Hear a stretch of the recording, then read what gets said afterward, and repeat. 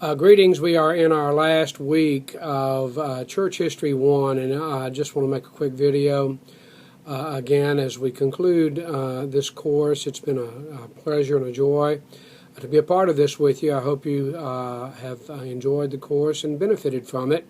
Once again, please get your research paper in this week if you can. I want to talk for just a few moments. We're talking about forerunners to the Reformation. We're setting up the next course, which is Church History 2, which will begin in August. But there are two aspects of the preparation for the Reformation. One has to do with what might be called a diagonal line going down. Another is a diagonal line going up, and as it is in all of history, there are the ebb and flow, the high tide, low tide. It's like a river that moves forward. But particularly in the late Middle Ages, we find that there is one aspect of the church that is going down. That aspect would be what I would classify as Christendom, understanding of church and state being united. The other that is on the rise has to do with the individual, has to do with an individual understanding of the gospel, and would be characterized by the beliefs of Wycliffe and Huss and Waldo and others who believed in an invisible church, which sets up the Protestant Reformation. Let's talk for just a few moments in this video about church and state and the things that went wrong. And there were many of them. And as we look at the church in the late Middle Ages, there was a crisis of authority. Where, in fact, did authority lie? And because there was a union in Christendom of church and state, then there was this automatic rivalry between what would be the king or the pope, the magistrate and the bishop, the secular and the spiritual. Which one has dominion? Now, the one view of that would say something like this: God at the top, the pope, the king, the people. God, pope, king, people. Pope over king. The pope instructs and guides the king. King doesn't tell the pope what to do. After all, the pope is God's man. But there's another view that came into being, and it was God, king, pope, people. The king said, you can't be the pope without me sustaining you. You can't, as a matter of fact, the king in many respects defended and established the pope, and so the king said, Pope's not going to tell me what to do. I'll tell the Pope what to do. Now, we, as a result of that, have developed what would be a third view, which would be independent magisterium, as it were, independent lines of authority, which would sound something like this: God, Pope, Church, or God, Priest, Church, and another magisterium, God, King, or Magistrate, People. And these two would be separate, and we believe that is the biblical view. But nevertheless, there was this conflict that took place. Now, there are four words that became significant, and you've read these in different chapters in your text that set up this big controversy. Here's where it in essence came to the fore. Who would appoint the Pope or the Bishop or the priest? Who appoints them? Now, by one view, God appoints them, but the secular view would say the king appoints them. And so the king would want to be able to take his man and make him the priest, or make his man the archbishop. And that would be called an investiture.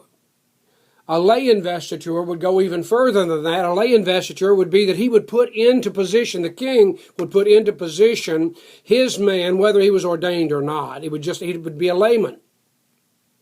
Homage is the second word, which would be that individual then, who was appointed by the secular authority, would then do homage or allegiance, swear allegiance to the king. The third concept that became so significant was excommunication. The fourth is interdiction. They are somewhat dual ideas. Excommunication, you're probably very familiar with that, which would be that the church would excommunicate someone, kick them out, would cut them off from salvation. And remember, in the words of Cyprian, the early church father, there is no salvation apart from the church. So when you excommunicate somebody, you cut them off from salvation and, in essence, banish them to hell. Now, how you would do that would be to refuse them communion. Under the sacramental system, it was necessary to partake of Holy Communion at least once a year in order to remain saved. If you didn't, you were cut off. So whenever a person was excommunicated, the Eucharist, Holy Communion, was withheld from them.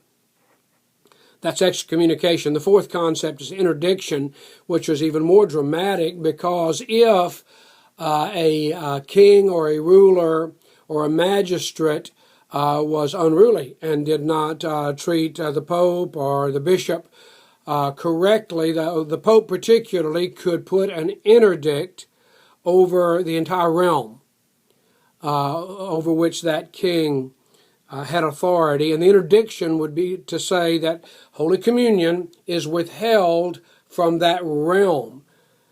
Now, the upshot of that is that the entire realm then is banished to hell.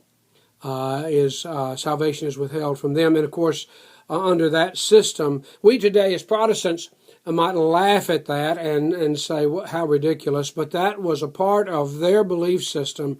They took it seriously. They believed that this was a matter of eternal destiny.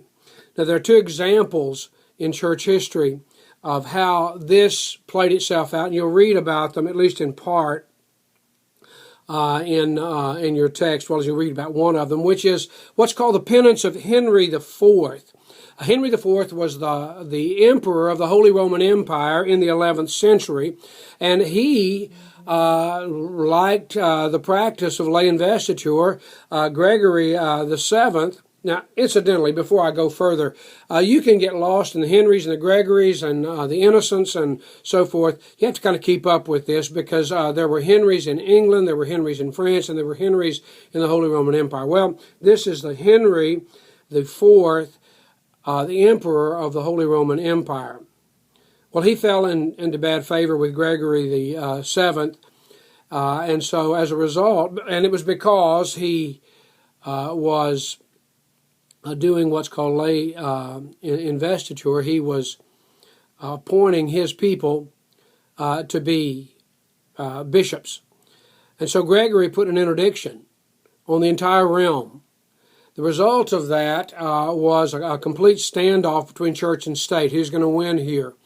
And in this case, the church won, because the penance of Henry IV is a matter of history. The famous walk to Canossa, in which he put on peasant's garb. This is the emperor, pled for forgiveness and was finally given it.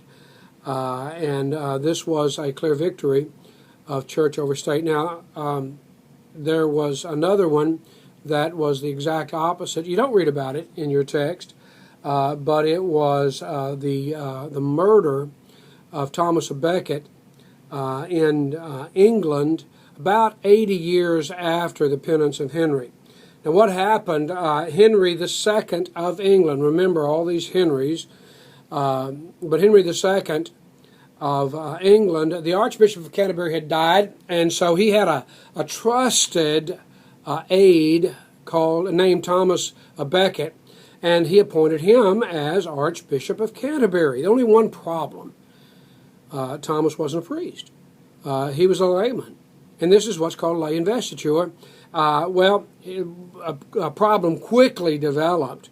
Thomas was a man of God, and he took his job seriously, and so he promptly went to Rome. He resigned from Archbishop of Canterbury under Henry and went to the Pope and sought to be sanctioned or commissioned by the Pope, and the Pope gave that. And he came back to England as the Archbishop of Canterbury under papal authority, not under the authority of Henry II. and where he had once been the king's man, he now became the Pope's man. And in every area in which there was a conflict between church and state, he took the church's side. This infuriated Henry II. Henry II said, "I made you Archbishop of Canterbury, and now you've turned on me." It was such a problem that he pined away in disgust about this, and as history or tradition tells us, one day he said, "I wish that somebody would take care of this Thomas à Becket and get rid of him." And 4 knights heard him and took it seriously. And so they then set out for Canterbury and attacked Thomas à Becket. We have this in modern literature under the play by T.S. Eliot called Murder in the Cathedral. And it's quite dramatic. I encourage you to read that. There was what happened. These knights, they surround the castle there, and they've got Thomas à Becket cornered, and they're beating on the door. Now, there's a famous part of that play. Again, by all indication, this is exactly what happened. The priests surround Thomas à Becket, again, in the words of Eliot, but by good authority, this is probably what happened. They said, "Bar the door, bar the door. The door is barred. We are safe. We are safe. They dare not break in. They cannot break in. They have not the force. We are safe. We are safe." Thomas à Becket, in a famous statement, says, "Unbar the doors, throw open the doors. I will not have the house of prayer, the church of Christ, a sanctuary turned into a fortress. The church shall protect her own in her own way, not as oak and stone, stone and oak decay, give no stay, but the church shall endure. The church shall be open, even to our enemies, open the door." Well, did he exactly say that? By all indications, he did, and there is a sense in which it was prophetic. The church, the embattled church, the church that is flawed in so many ways. And Thomas à Becket said, "Open the door." Well, what happened? The knights came in, and in fact, they killed him. And you can go to that place in England today and see this very spot where Thomas à Becket was killed. But it did not set well with the entire populace.